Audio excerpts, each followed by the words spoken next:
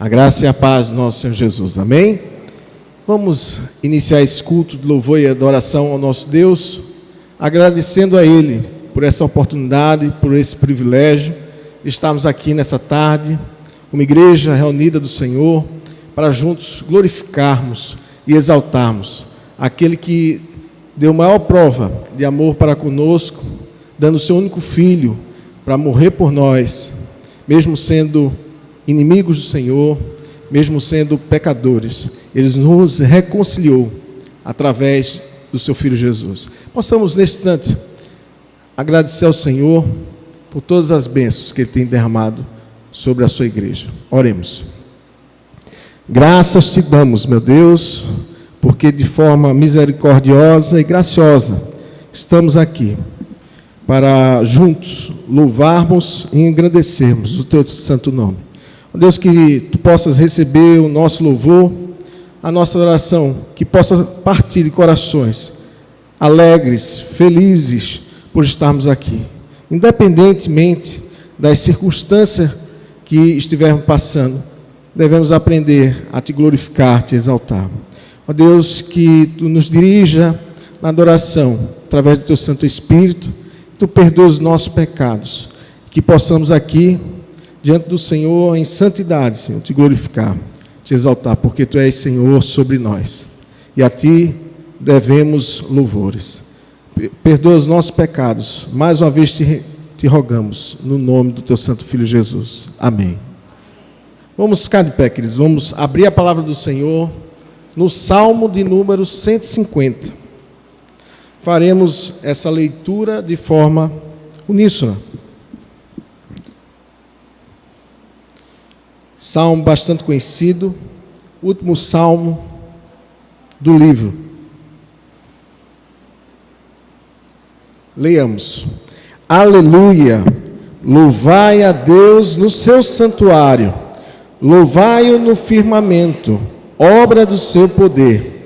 Louvai-o pelos seus poderosos feitos, louvai-o consoante a sua muita grandeza. Louvai-o ao som da trombeta, louvai-o com saltério e com harpa, louvai-o com adufes e danças, louvai-o com instrumentos de cordas e com flautas, louvai-o com símbolos sonoros, louvai-o com símbolos retumbantes. Todo ser que respira, louve ao Senhor. Aleluia. Ainda de pé, vamos continuar engrandecendo ao nosso Deus com o hino número 14, louvor.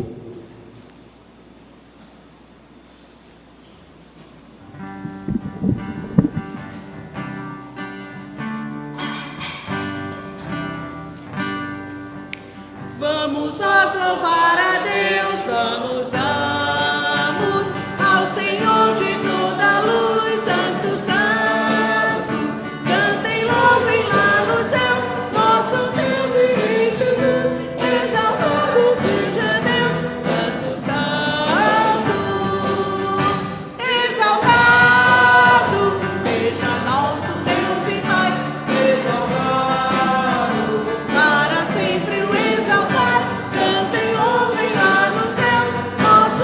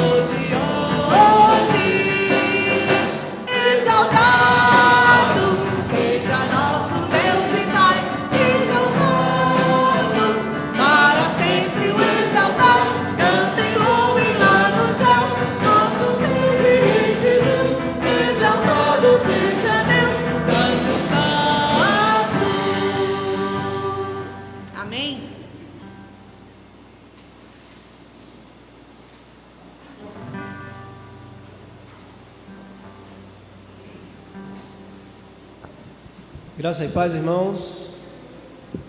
Bom louvar ao Senhor. O simples fato de estarmos aqui esta tarde é para agradecermos, louvarmos o seu nome, por tudo que Ele tem feito em nossas vidas, por tudo que Ele já fez.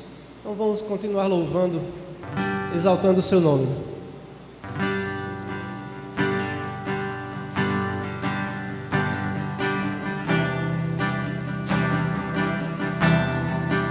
Ele exaltado, Ele exaltado, o Rei exaltado no céu. Eu louvarei, Ele exaltado, para sempre exaltado o seu nome. Louvarei, porque Ele é o Senhor.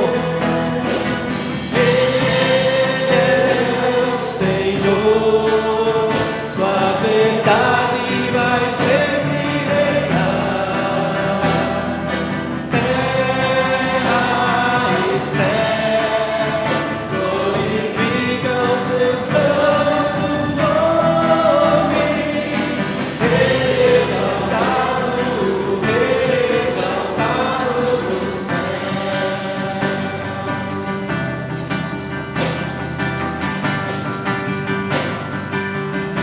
Lá no início. Ele exaltado, Ele exaltado no céu. Eu louvarei, Ele exaltado, para sempre exaltado o seu nome. Louvarei, Ele é o Senhor.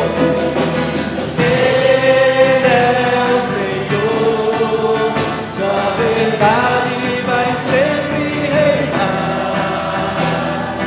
Terra e céu glorificam seu santo nome.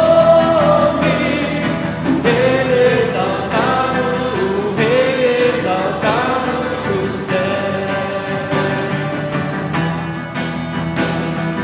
Ele exaltado, o Rei exaltado no céu.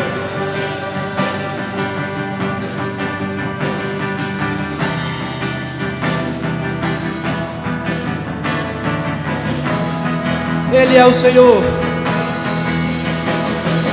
Ele é o Senhor. Sua verdade vai sempre reinar. Terra e céu glorificam seu santo nome.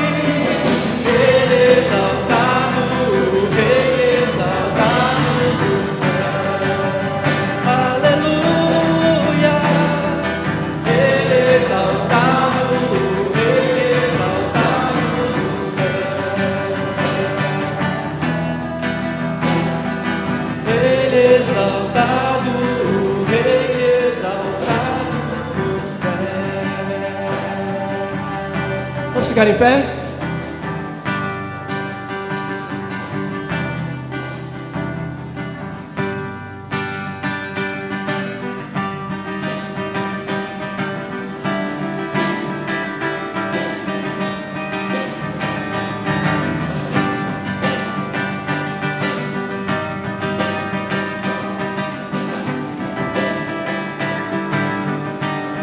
Grandes são as tuas obras. Grandes são as tuas obras, Senhor Todo-Poderoso. Justos e verdadeiros são os teus caminhos. Mais uma vez. Grandes são as tuas obras, Senhor Todo-Poderoso. Justos e verdadeiros são os teus caminhos.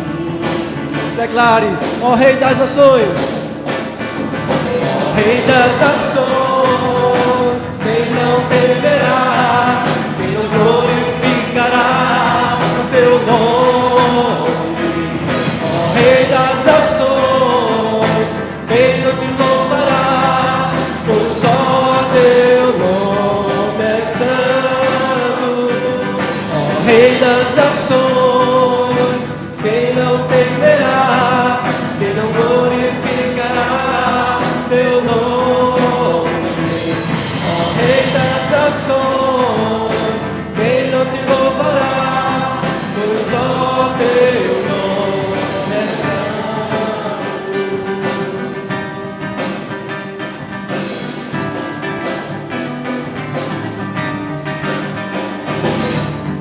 Todas as nações virão e adorarão diante de ti, pois os teus atos de justiça se fizeram manifestos. Todas as nações virão e adorarão diante de ti, pois os teus atos de justiça se fizeram manifestos. Ó Rei das nações, quem não temerá, quem não glorificará teu nome? Ó Rei das nações, quem não te louvará, pois só teu nome é santo. Ó Rei das nações, quem não temerá, quem não glorificará teu nome? Ó Rei das nações, quem não te louvará, pois só teu nome é santo.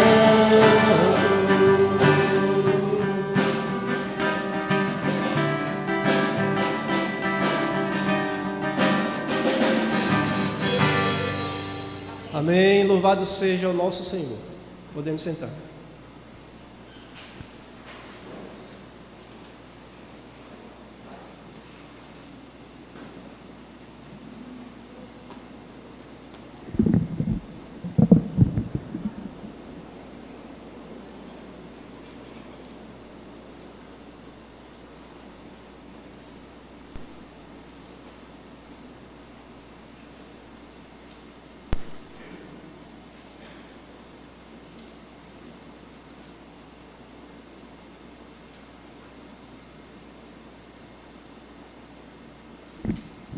Irmãos, o texto que nós iremos ler para a nossa contrição essa tarde se encontra na primeira epístola de Pedro, no capítulo 2.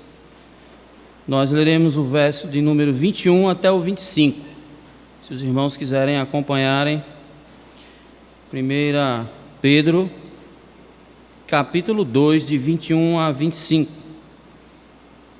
Diz assim a palavra do Senhor: porquanto para isto fostes chamados, pois que também Cristo sofreu em vosso lugar, deixando-vos exemplo para seguirdes os seus passos, o qual não cometeu pecado, nem dolo algum se achou em sua boca.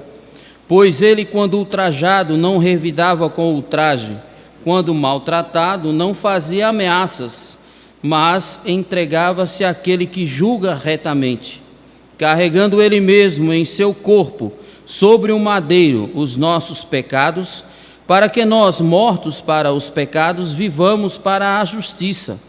Por suas chagas fostes sarados. Porque estáveis desgarrados como ovelhas, agora, porém, vos convertestes ao pastor e bispo da vossa alma. Amém? Louvado seja Deus, que nesse momento nós possamos estar orando a Deus, pedindo perdão pelos nossos pecados, reconhecer esse momento, não é um mero momento só de pedir perdão, como fosse uma coisa sempre feita, de forma sem sentido, mas nós precisamos ter a consciência do que é esse momento, né? Saber, como nós lemos aqui, que somente o próprio Deus nos poderia perdoar. E nós fomos perdoados, isso é motivo de muita alegria, precisamos reconhecer isso. Então, se você quiser ficar de joelho, quiser ficar sentado, em pé, fique à vontade, que nós possamos estar nos preparando para ouvir a mensagem que vai ser dada através do servo de Deus essa tarde, amém? Oremos.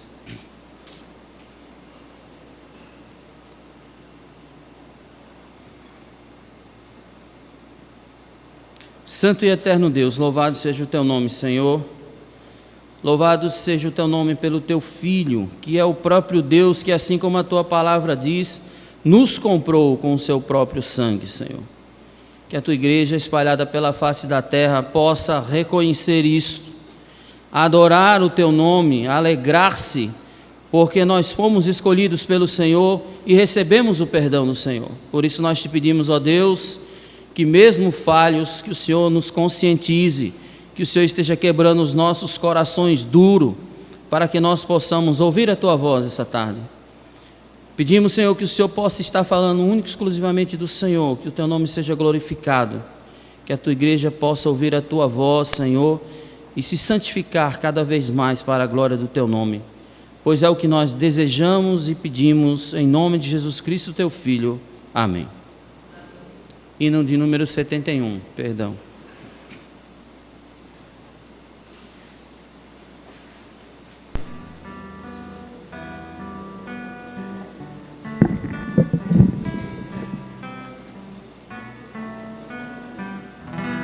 Se sofrimento te causei, ó Deus,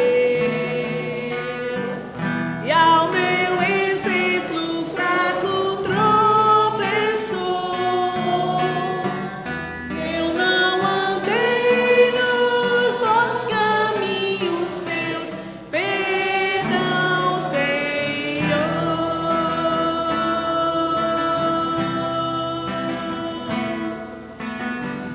Se vão e fútil foi o meu falar, e amor ao meu irmão não demonstrei,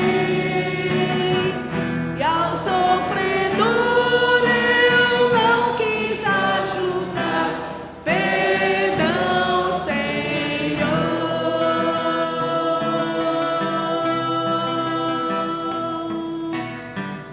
Se negligente foi o meu viver, sem me dispor a pelejar por ti, e firme em teu trabalho eu não quis ser, perdão, Senhor.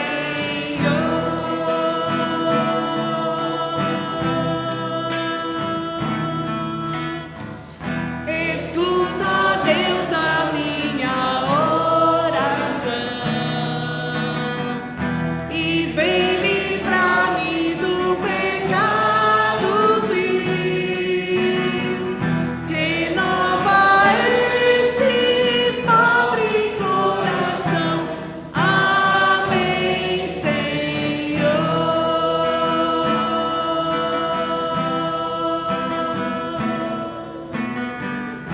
Amém.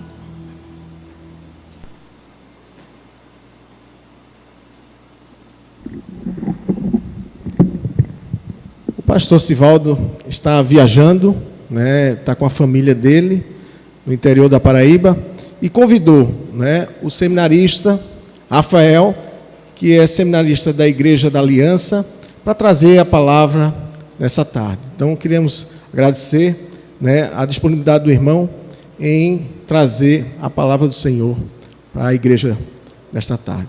Seja bem-vindo, querido.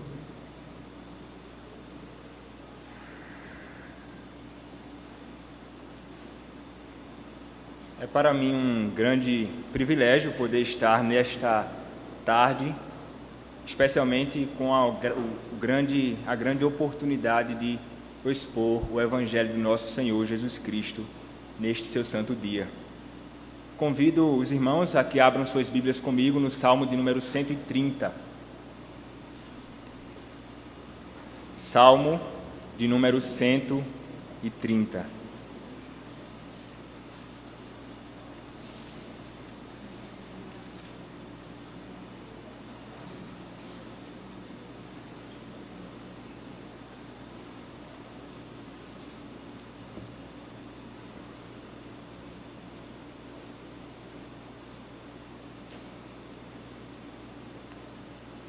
Assim diz a palavra do nosso Deus: das profundezas clamo a ti, Senhor. Escuta, Senhor, a minha voz, estejam alertas os teus ouvidos às minhas súplicas. Se observares, Senhor, iniquidades, quem, Senhor, subsistirá? Contigo, porém, está o perdão, para que te temam. Aguardo, Senhor, a minha alma o aguarda, eu espero na sua palavra. A minha alma anseia pelo Senhor, mais do que os guardas pelo romper da manhã, mais do que os guardas pelo romper da manhã. Espere, ó Israel, no Senhor, pois no Senhor há misericórdia, nele copiosa redenção. É Ele quem redime a Israel de todas as suas iniquidades.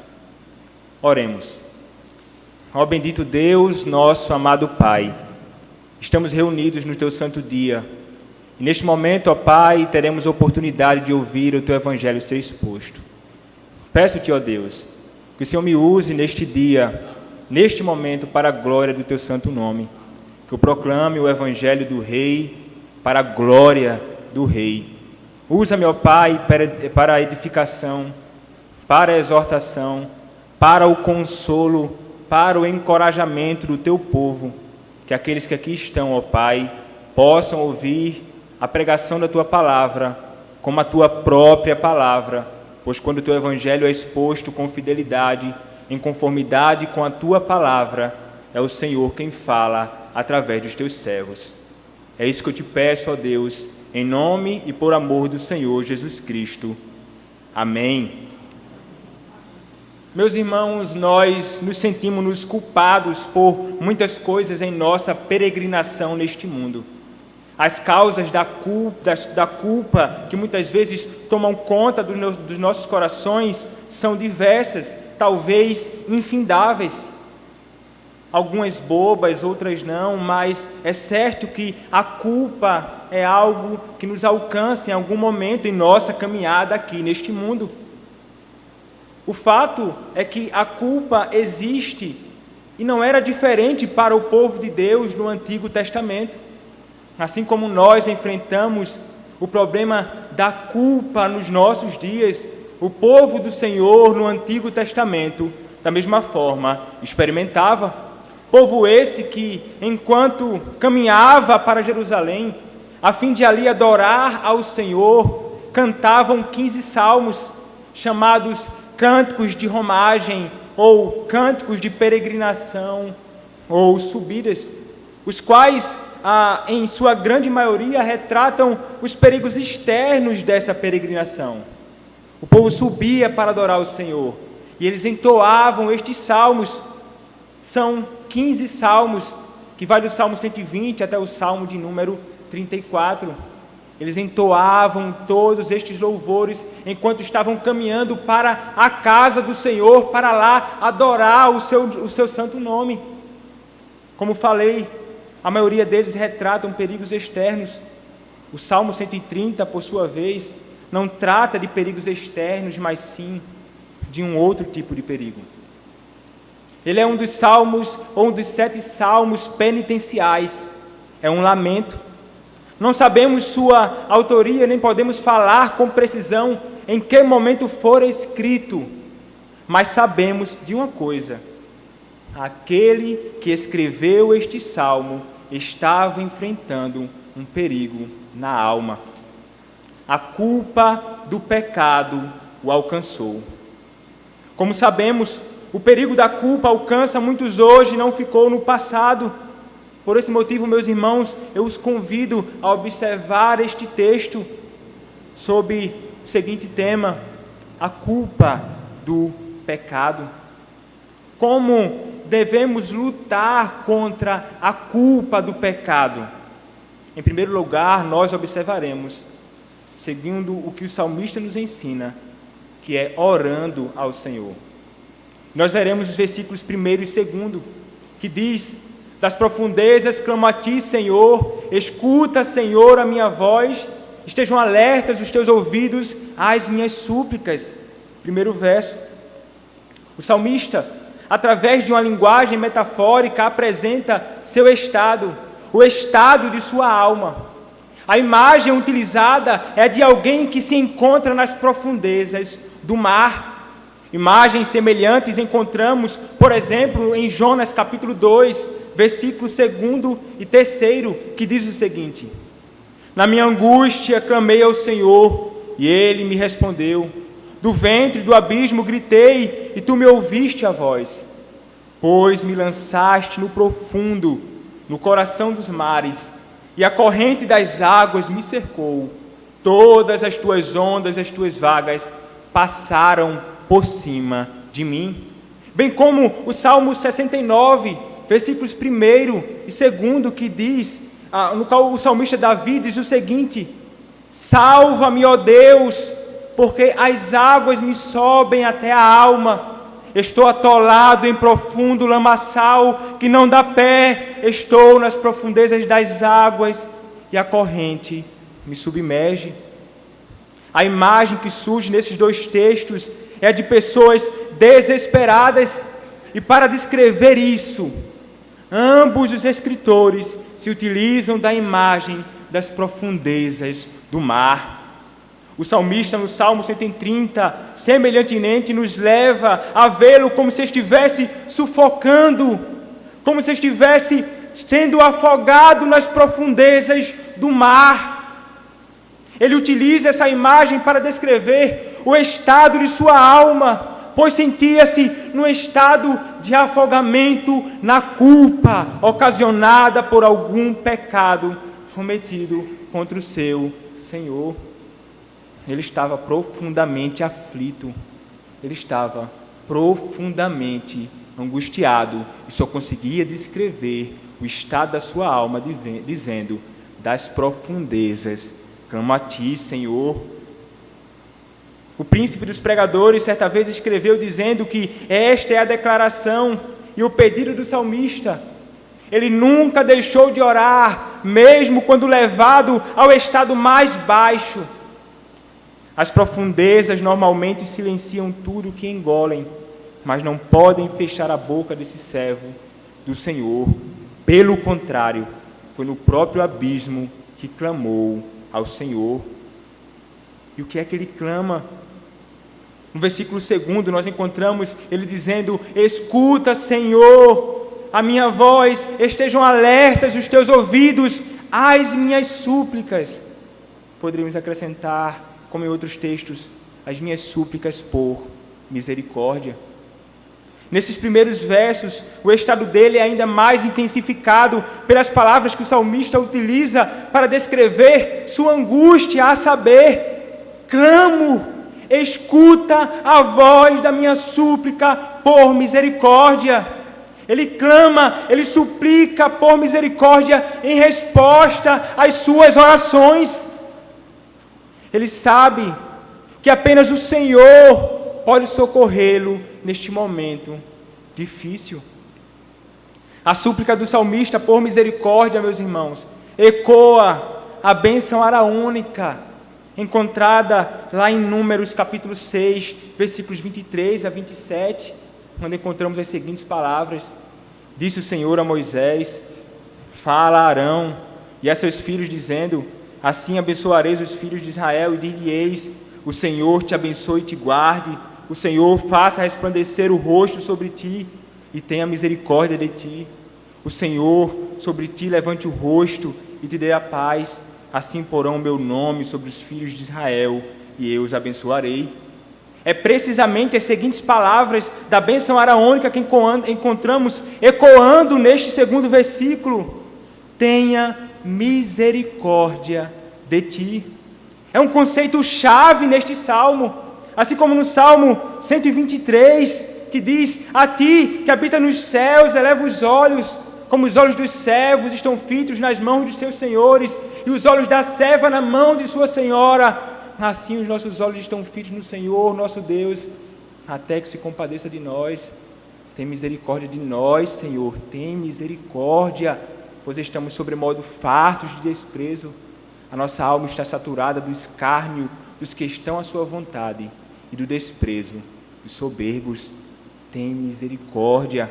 Esta é a palavra-chave. É para isto que o salmista está apelando aqui.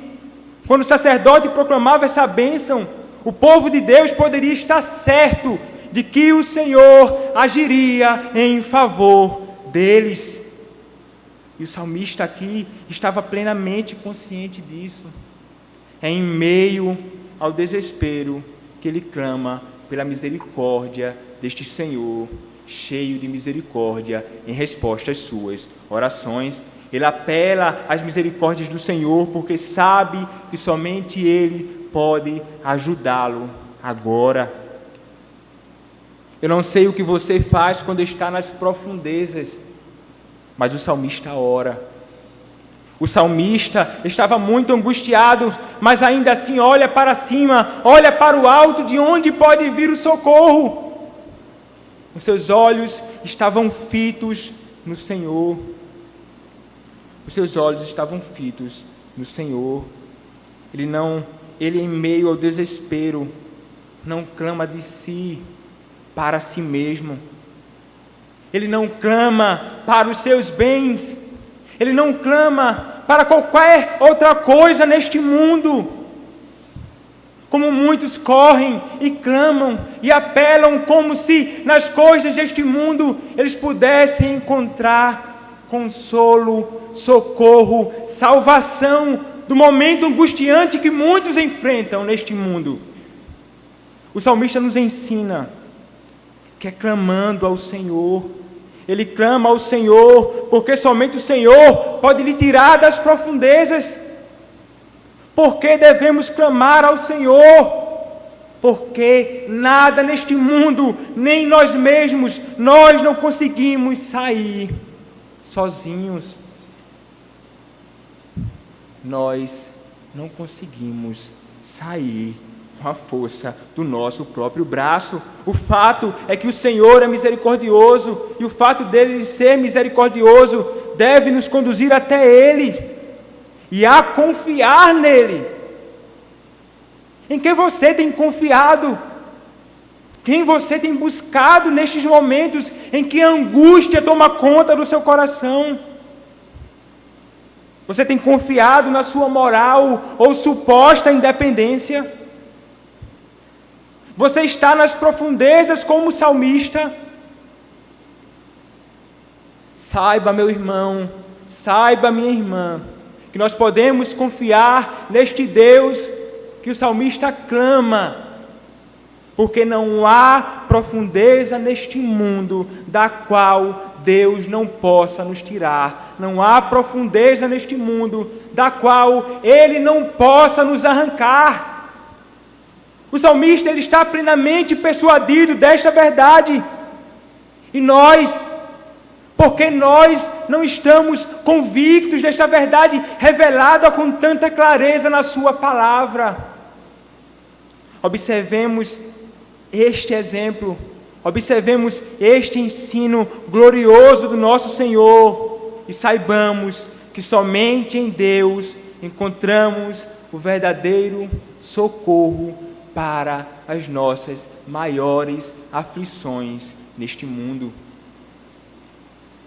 Mas, meus irmãos, o salmista não simplesmente ora ao Senhor e clama a Ele por socorro. O salmista, ele reconhece o que Deus é.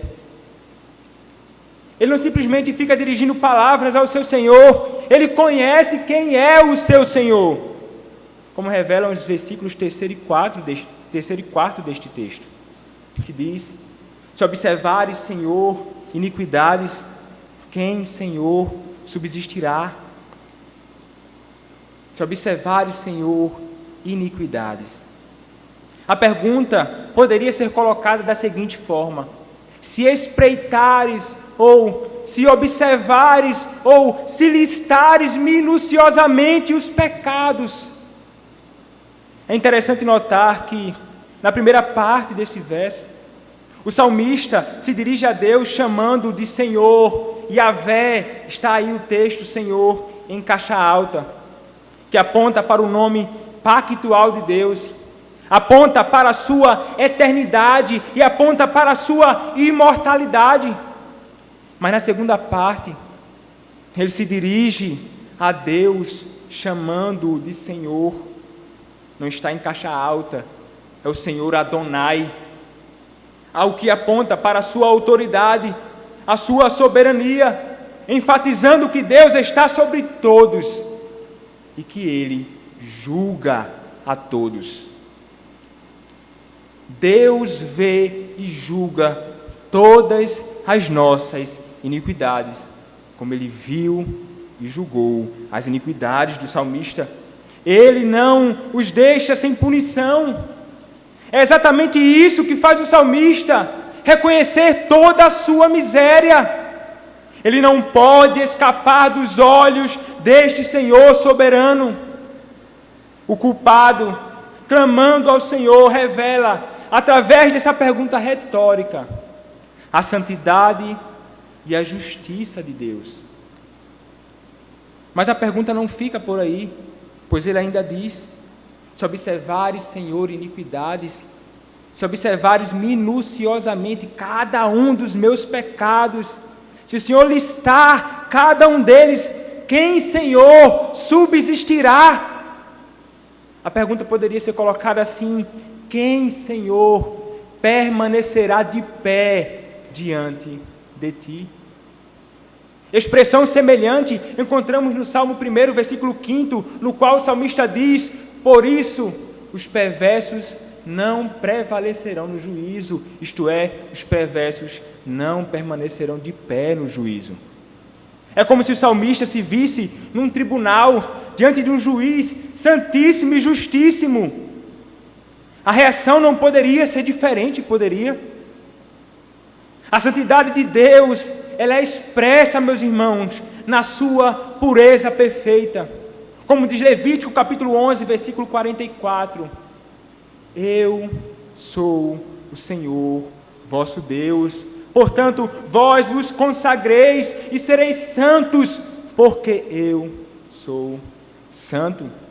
E nele a justiça perfeita, como diz o Salmo 145, versículo 17. Justo é o Senhor em todos os seus caminhos.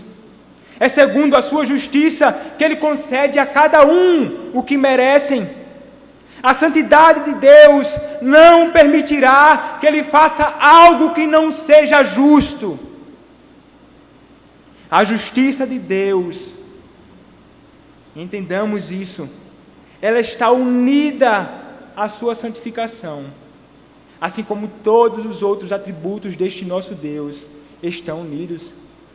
Seus atributos estão inerentemente ligados à sua natureza, ao seu ser, de modo que Ele não pode ser justo sem ser santo. Ele não pode ser santo sem ser justo. Todo ato que Ele executa em favor do seu povo ou contra, Ele manifesta e revela todos os seus atributos ao mesmo tempo. Portanto, meus irmãos, não é apenas a sua justiça que será executada, mas sim sua santíssima justiça. Sua santíssima justiça, suas ações não podem ser separadas de quem este nosso Deus é. E quem Deus é? A pergunta número 4 do breve catecismo diz: o que Deus é?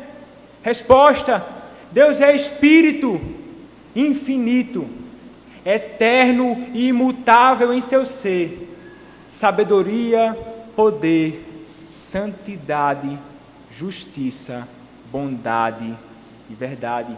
Isto é o que o nosso Deus é. Ele é tudo isto, santidade e justiça.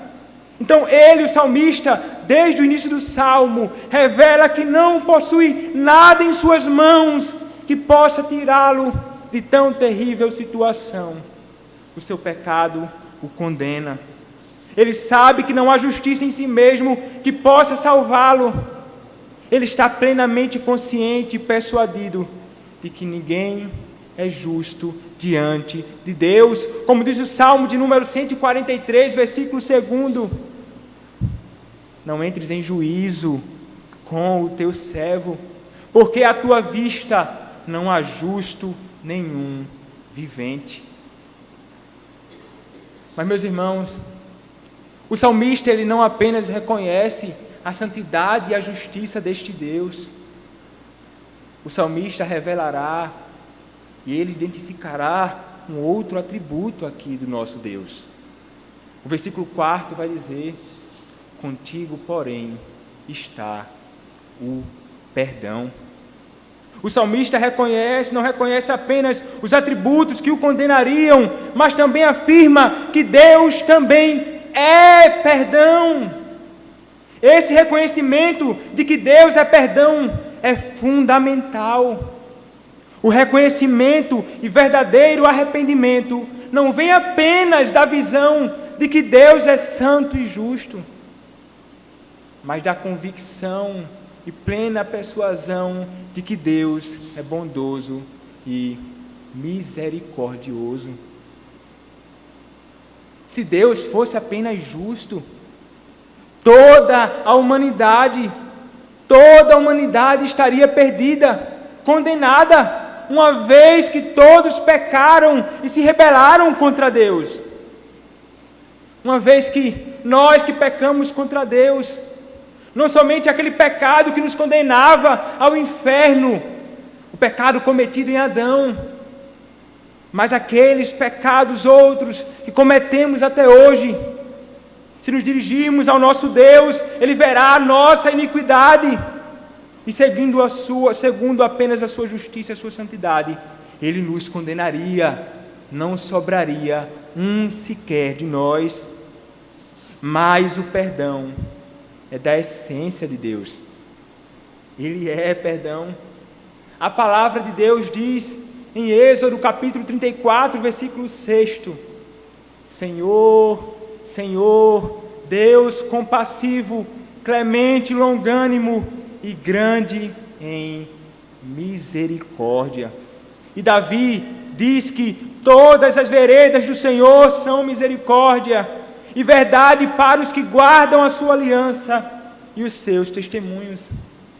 Então, com base na aliança divina, ele roga: por amor do teu nome, ó Senhor, perdoa a minha iniquidade, ainda que seja grande. Salmo de número 25, versículos 10 e 11. O perdão dos pecados do homem é uma grande manifestação do amor de Deus, bem como uma expressão e manifestação da sua abundante bondade e misericórdia. As Escrituras, assim como o salmista ensina, que este perdão vem dele, do nosso Senhor. É uma ação que acontece de cima para baixo em nosso favor. Por esse motivo, o perdão dos pecados só pode ser encontrado nele. Não há outro lugar. O clamor é dirigido a Deus. A confissão do pecado é dirigida a Deus, porque em primeiro lugar o pecado foi cometido contra Ele. Então nós poderíamos dizer, juntamente com o salmista Davi: pequei contra ti somente fiz o que é mal perante os teus olhos, de maneira que serás tido por justo no teu falar e puro no teu julgar. Salmo 55, versículo 4. O clamor também, em segundo lugar, é dirigido a Deus, porque o salmista sabe, nós devemos saber também, que somente o Senhor tem poder para perdoar pecado.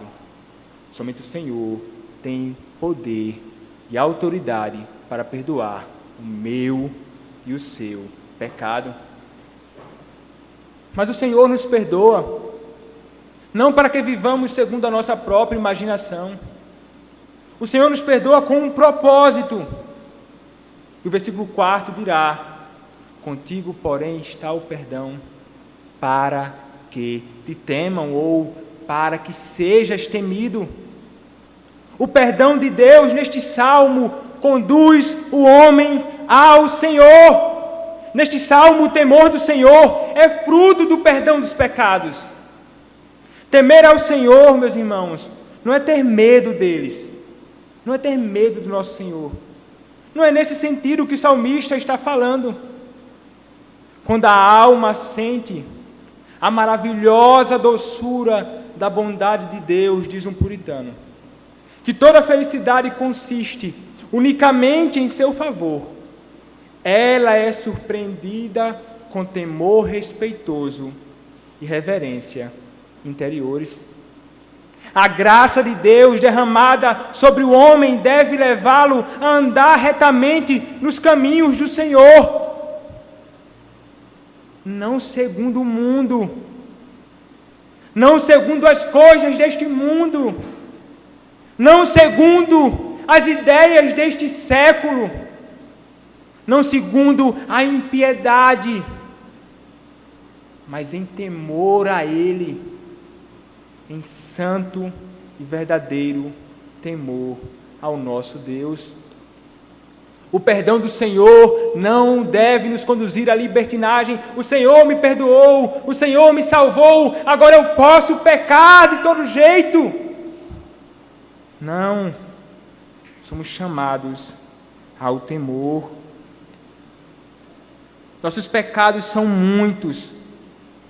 Se o Senhor os contasse minuciosamente, você poderia gritar: ai de mim, estou condenado. Este seria seu clamor, este seria o seu grito diante deste Deus. Não teria escapatória alguma para você. A quem você recorreria se o Senhor contasse minuciosamente os pecados que você cometeu nesta semana? Os pecados que você cometeu neste santo dia do Senhor. Imagine se o nosso Deus contasse cada um deles, pegasse uma lista e mostrasse a você toda iniquidade cometida contra Ele. A quem você recorreria? Quem seria seu advogado? Quem defenderia você diante de um justo e santo juiz? O que você teria em suas mãos para apresentar diante desse santo e justo juiz? Não há nada em nós que nos justifique diante deste Deus.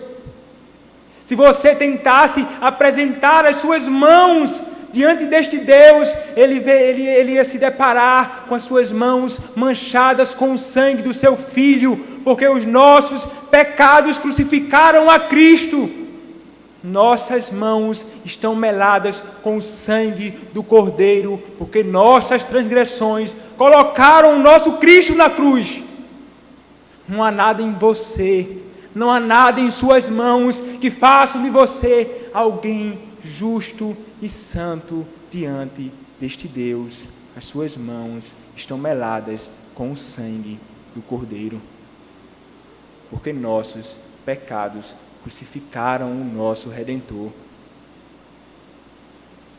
Mas, meus irmãos, o fato de nós pecarmos contra o Senhor diariamente, e de todas as vezes que pecamos, estamos como que ignorando a morte de Cristo naquela cruz. E nós, é como se olhássemos para Deus e disséssemos assim: crucifica o teu filho novamente. Crucifica o teu filho novamente, eu não me importo com a obra dele, eu peco deliberadamente contra ele. Mas nós não devemos nos afundar na culpa do pecado, uma vez que nós confessamos a este nosso Deus as nossas transgressões. A transgressão é cometida contra este Deus, sim. Um Deus que se ofende com o pecado que cometemos contra Ele. Mas estejamos certos de que este Deus, Ele é um Deus que perdoa a nossa iniquidade quando nos dirigimos a Ele, confessando os nossos pecados verdadeiramente a Ele. Então nós não podemos nos afundar cada vez mais na culpa do pecado. É isso que com frequência eu e você fazemos, e muitas vezes nos sentimos profundamente culpados, e nós desejamos fugir do Senhor, nós desejamos nos esconder dEle, porque nos sentimos imundos, nos sentimos podres. Mas ao invés de fugirmos do Senhor, nós devemos correr em direção a Ele, verdadeiramente arrependidos dos nossos pecados, sim, confessando: Senhor, perdoa os meus pecados, que são muitos, apaga, Senhor, as minhas transgressões, eu pequei contra ti somente, e fiz o que é mal perante os teus olhos. O perdão do Senhor é certo para com os filhos arrependidos. Deus é misericordioso, Ele está sempre pronto a nos perdoar os nossos pecados. Mas o salmista ele não para por aí, então no versículo 5, ele vai nos ensinar que, confiando no Senhor, nós lutaremos contra a culpa do pecado que nos atinge. No versículo 5 ele diz: aguardo o Senhor, a minha alma o aguarda, eu espero na sua palavra. A minha alma anseia pelo Senhor, mais do que os guardas pelo romper da manhã, mais do que os guardas pelo romper da manhã. A partir dessa segunda parte, a confiança do salmista é revelada com mais clareza. Após reconhecer que é o Senhor quem perdoa os pecados, ele agora aguarda confiantemente por essa segurança plena do perdão. Mas ele não espera baseada em qualquer coisa, mas sim na palavra do Senhor. No Salmo de número 119, versículo 49, encontramos as seguintes palavras: lembra-te da promessa que fizeste ao teu servo, na qual me tens feito esperar. No Salmo de número 130, versículo 5, como no Salmo 119, versículo 49, a palavra do Senhor pode ser entendida como os propósitos e promessas pactuais reveladas por Deus para com o seu povo, as quais se encontram na sua palavra. São as promessas de perdão, como reveladas nas Escrituras, são a garantia do perdão dos pecados do povo. Por esse motivo, o salmista pode aguardar com plena segurança o perdão que vem do seu Deus. Ele pode estar certo de que o Senhor que prometeu que perdoaria as suas iniquidades, certamente perdoará, porque este Senhor é verdadeiro, este Senhor promete e cumpre. Aqui não são promessas de um homem que diz uma coisa hoje e amanhã volta atrás. Aqui são promessas do nosso Deus. O nosso Deus está por trás das suas promessas. Ele garante: eu perdoarei as suas iniquidades. Confiem nas minhas palavras. Se abracem a estas palavras verdadeiramente, porque são palavras de um Deus que não pode mentir. E o salmista, plenamente convicto disso, ele diz: a minha alma anseia pelo Senhor, mais do que os guardas pelo romper da manhã, mais do que os guardas pelo romper da manhã. Nesta segunda imagem, o salmista, através de uma comparação ou símile, se utiliza de algo que era muito comum em seu contexto, a saber, o serviço de homens como guardas das cidades. Ele se utiliza especialmente do sentimento nutrido pelo guarda de Jerusalém. Ele, isto é, o guarda, ansiosamente aguardava pelo amanhecer, a fim de descansar desse trabalho cansativo e perigoso, uma vez que a possibilidade de ataques de inimigos ou até mesmo de animais selvagens era possível. O salmista utiliza a imagem do guarda que anseia pelo romper da manhã e aplica o seu anseio, o anseio que ele nutria pelo seu Deus. A repetição nesse verso é um recurso linguístico que é utilizado para reforçar o anseio do salmista pelo perdão. A minha alma anseia pelo Senhor mais do que os guardas pelo romper da manhã, mais do que os guardas pelo romper da manhã. Ponto. Ele repete para dar ênfase. Ele nutria grande certeza e expectativa do perdão do Senhor.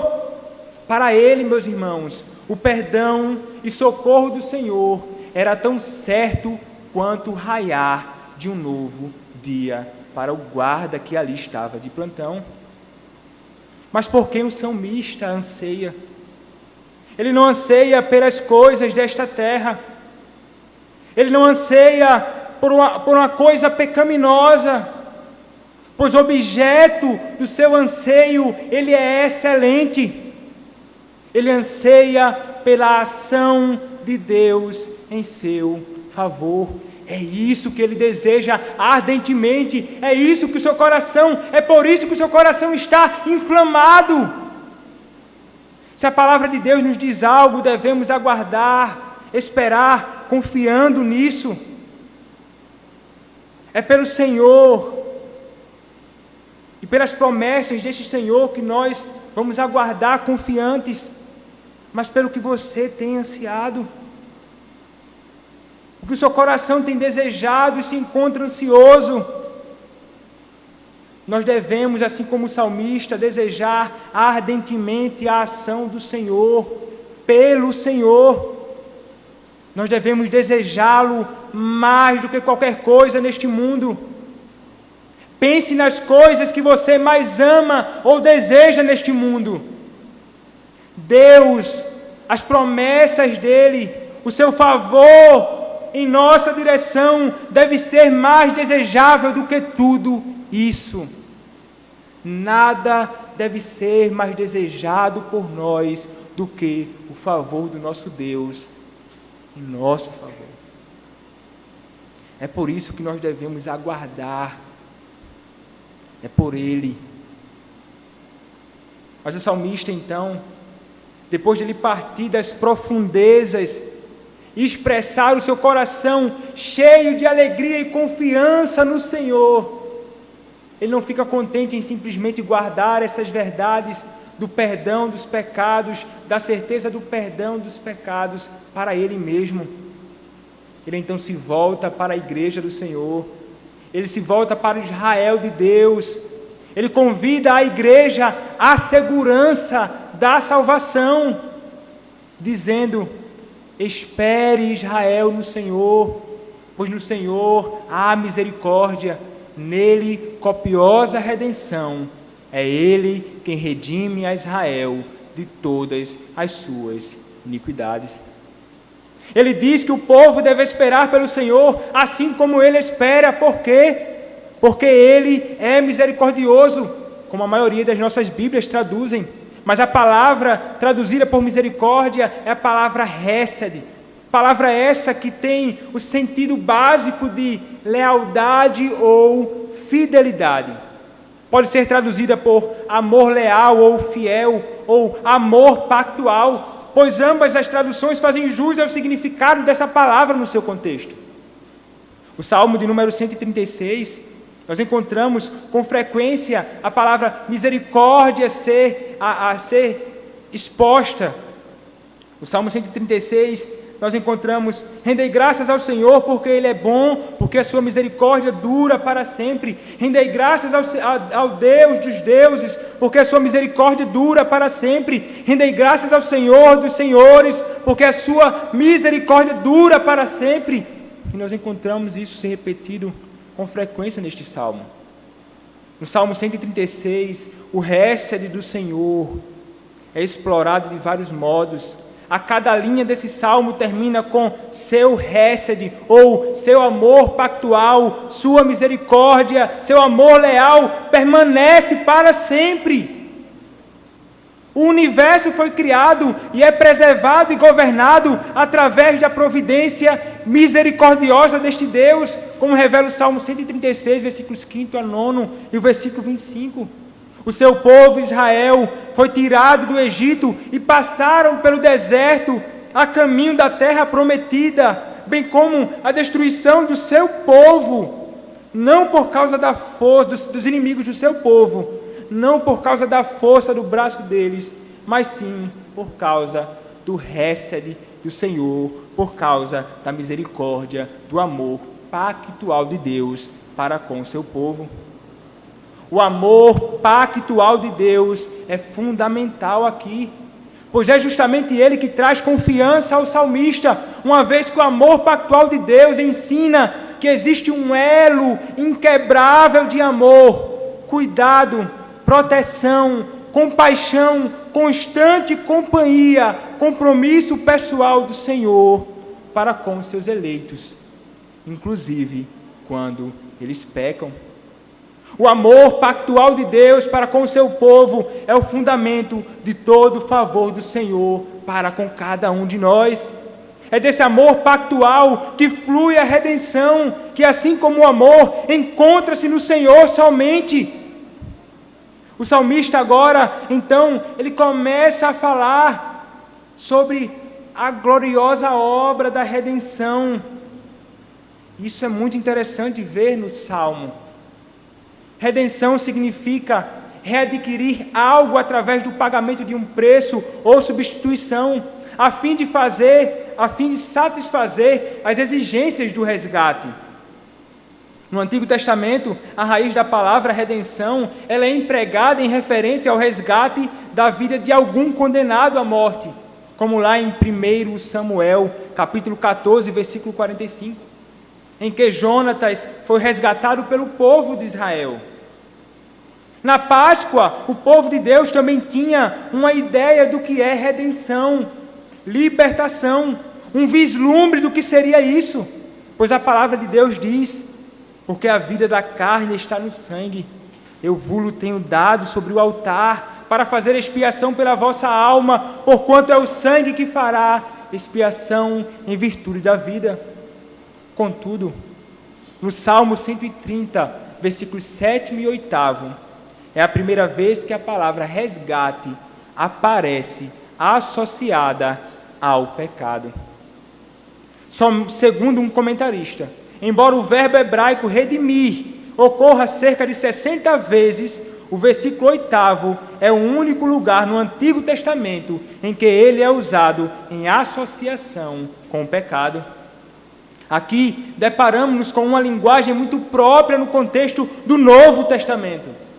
Nós podemos então, juntamente com Lutero, chamar este salmo de Salmo Paulino, porque ensina as mesmas verdades ensinadas por Paulo nas suas epístolas. O Breve Catecismo de Westminster diz o seguinte na pergunta de número 21. Quem é o Redentor dos eleitos de Deus? Resposta: o único Redentor dos eleitos de Deus é o Senhor Jesus Cristo. E o salmista diz que nele, isto é, no Senhor, que existe abundante redenção, redenção de todas as nossas iniquidades, redenção de todo o povo eleito de Deus. A redenção, meus irmãos, emana da livre graça de Deus para salvar pecadores indignos como eu e você, como diz Romanos capítulo 3, versículos 23 a 25. E Efésios capítulo 1, versículo 7, o perdão dos pecados, apontado no versículo 4 deste salmo, antecipa o sacrifício de Cristo. Cristo como único fundamento para o perdão dos pecados do seu povo, como nos ensina Romanos capítulo 4, versículos 7 e 8. Romanos capítulo 4, versículos 7 e 8, diz o seguinte: bem-aventurado aqueles cujas iniquidades são perdoadas e cujos pecados são cobertos. Bem-aventurado o homem a quem o Senhor jamais imputará pecado. É em Cristo que a iniquidade que nós cometemos em Adão, bem como os pecados que cometemos diariamente, encontram redenção. Nós devemos saber que há somente um Deus que pode nos perdoar os pecados e nos tirar da condenação. O Senhor é perdão. Cristo Jesus, o justo, é perdão. É nele que somos declarados justos diante do tribunal de Deus. A justiça de Deus foi satisfeita no seu Filho.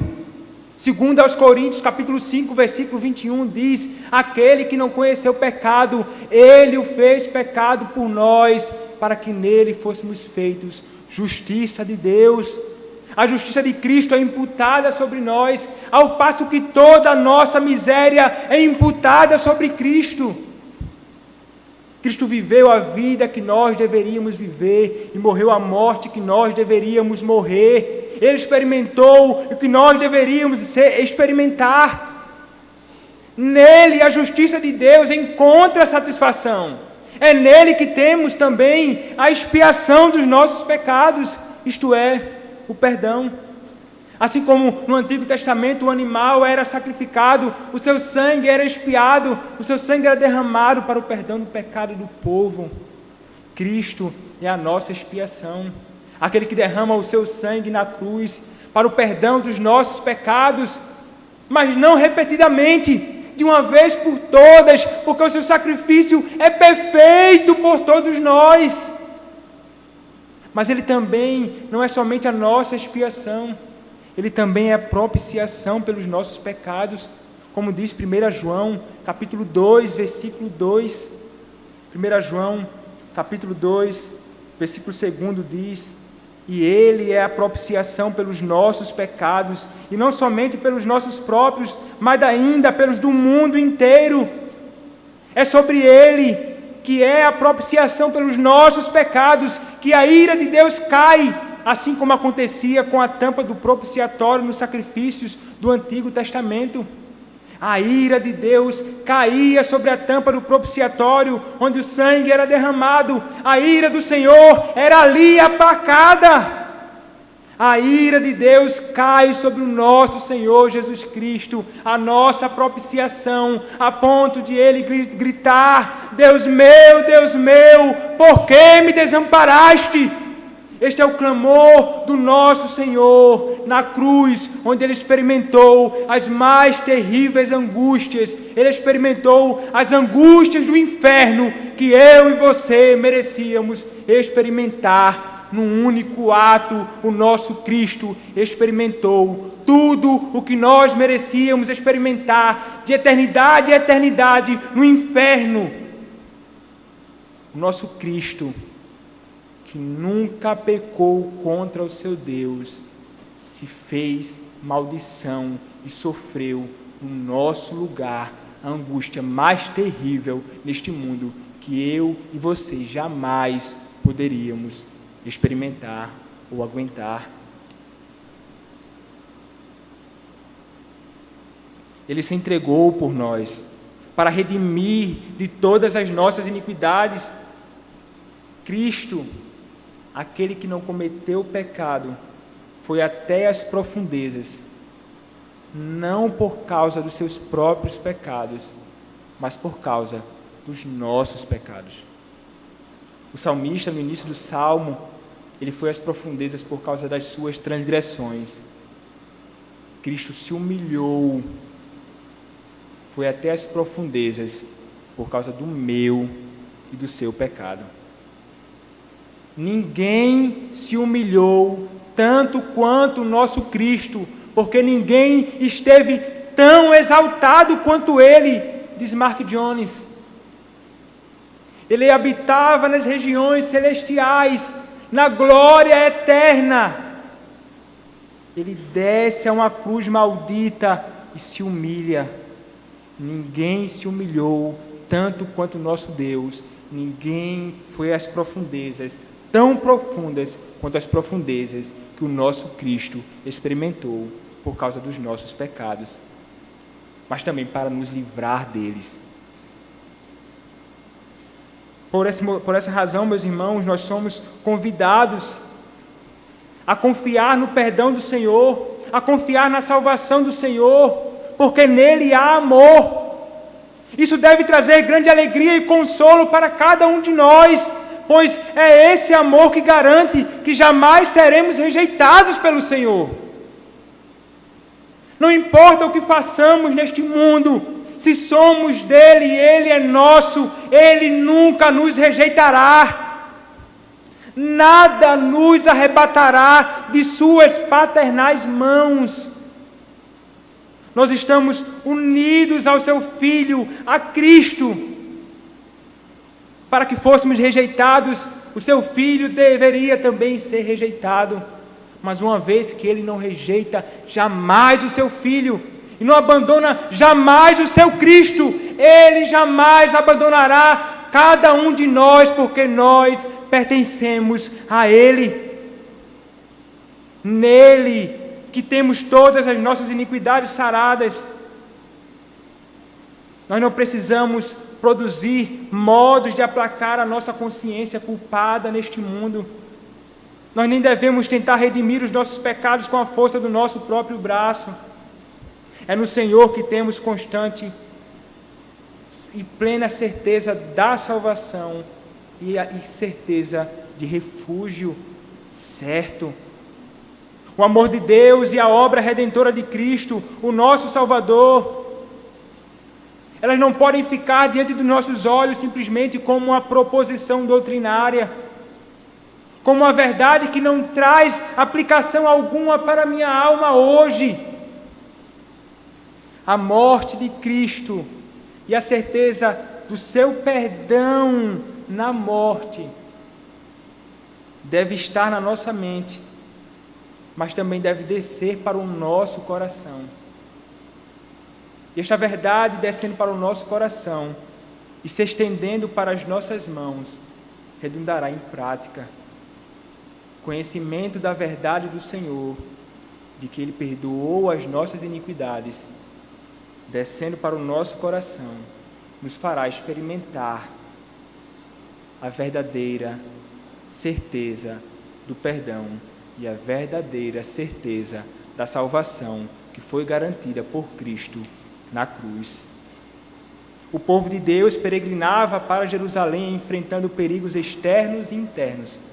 Nós, o povo de Deus hoje, caminhamos para Jerusalém celestial, onde perigo algum existirá. Naquele grande e glorioso dia, descansaremos de nossa peregrinação e desfrutaremos das delícias juntamente com Cristo. Ah, gloriosa redenção! Ah, que bendito Redentor nós temos! Louvado seja o nome do Senhor. Amém. Oremos. Pai amado, nosso bondoso Deus,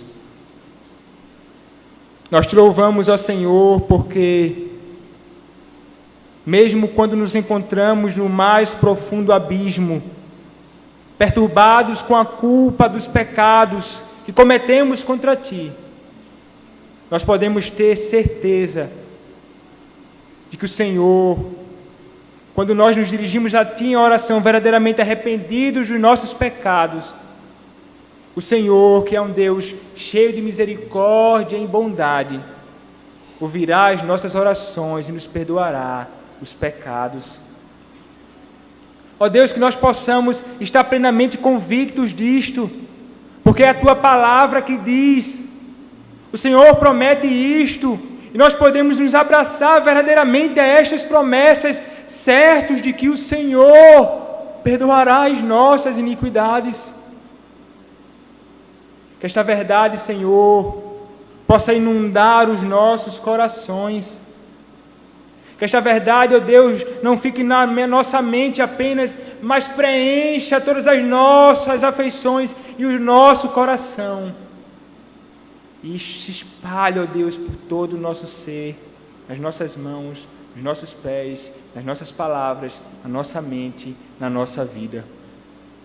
Ajuda-nos, Senhor, pois somos fracos e carecemos, ó Deus, do auxílio do Teu Santo Espírito para esta tarefa.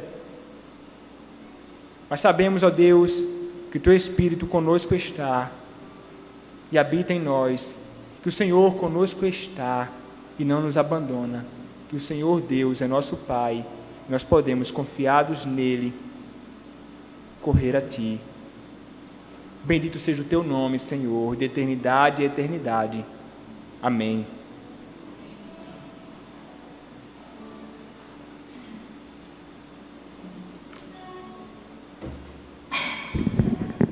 Meus irmãos, nós estamos chegando ao fim do nosso culto e eu agradeço pela vida do seminarista Rafael, a Deus, que Deus possa estar abençoando o seu ministério.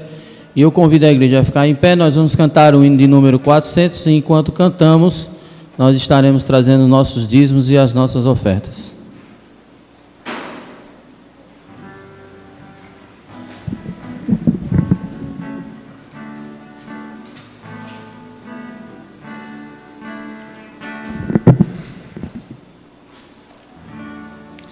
Grande Deus em paz agora, despedimos-nos, Senhor.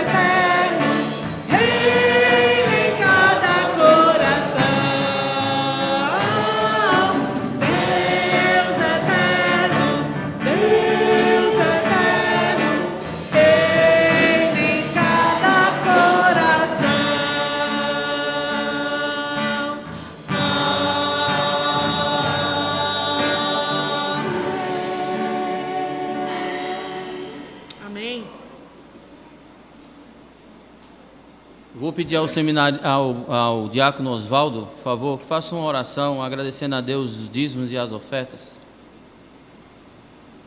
Grandioso Deus, louvamos o teu nome, Pai, por mais uma vez podemos estar na tua casa, louvando o teu santo nome, aprendendo da tua palavra. Louvamos pela vida de cada um dos teus filhos, dos teus servos aqui presentes, Deus. Te pedimos que estejas abençoando essas ofertas, esses dízimos entregues à tua casa, que sejam utilizados, Deus, para a honra e glória do teu santo nome, Deus. Abençoa, te pedimos também, Deus, a vida de cada um dos teus filhos aqui, Deus, voltando para nossas casas, Deus. Abençoa também os Amém. filhos, se não puder estar conosco hoje, pelo tempo, Deus. A vida de cada um que verá esse culto de seus lares, Deus. Ser conosco, expor-nos, Deus, em cada passo, conforme a tua palavra, Deus. Em nome de Jesus, te pedimos e te agradecemos. Amém, Deus.